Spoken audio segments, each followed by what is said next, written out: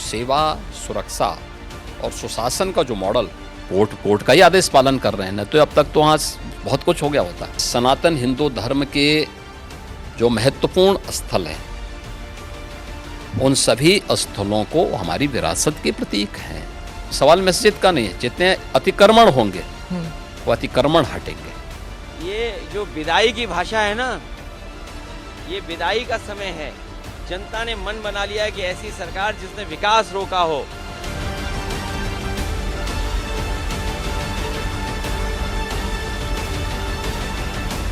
प्रायोजक हैं cancer healer centre, a new beginning. UP में योगी सरकार का दावा 8 साल बेमिसाल, मगर विपक्ष उठा रहा सवाल।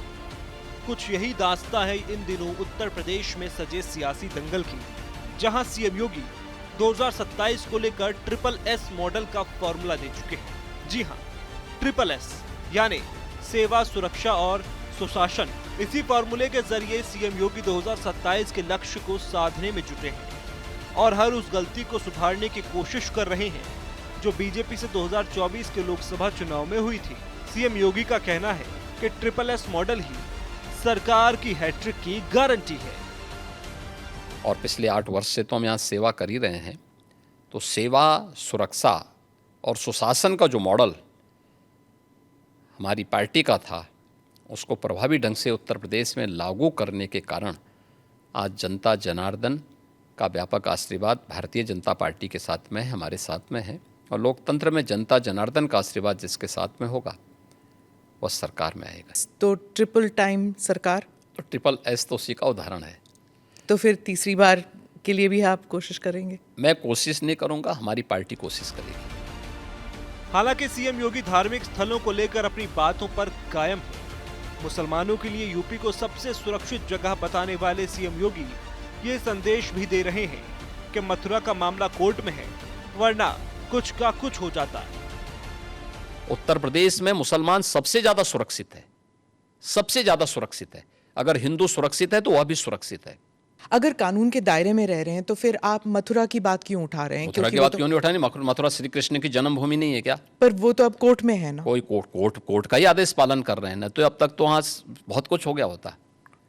तो अयोध्या, काशी, अब फिर मथुरा भी, और कितने? और आप मुझे बताइए, सनातन हिंदू धर्म के जो महत्वपूर्ण स्थल हैं, उन सभी स्थलों को हमारी विरासत के प्रतीक हैं।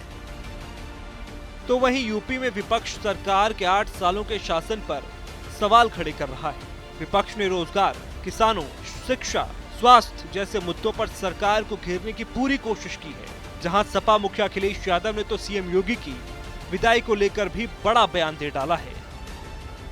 ये जो विदाई की भाषा है ना, ये विदाई का समय है।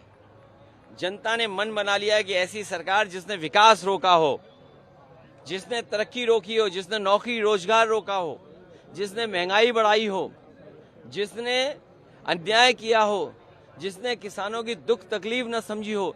सोचिए, आप किसान इस आस में बैठा था कि उसकी आय दोगुनी होगी, किसी की आय दोगुनी नहीं हुई और सरकार कह रही है कि हमने पर व्यक्ति आय बढ़ा दी। उनके जो आसपास रहते हैं, जो कहते हैं ना कि जमीन जब खरीदने जाए कि ब्लैक में कि व्हाइट में, मुझे ये लगता है कि सरकार के आसपास जो लोग हैं उनकी आय तो कई गुना बढ़ गई, लेकिन आम जनता की आय नहीं बढ़ी। तो ये कहना गलत नहीं होगा कि आने वाले चुनाव में बीजेपी अखिलेश के पीडीए के खिलाफ ट्रिपल एस वाला फॉर्मूला आजमाएगी। देखना होगा कि बटेंगे तो कटेंगे वाले प्रयोग के बाद बीजेपी का नया दांव जीत के संयोग बना पाता है या नहीं। प्रायोजक हैं cancer healer centre, a new beginning.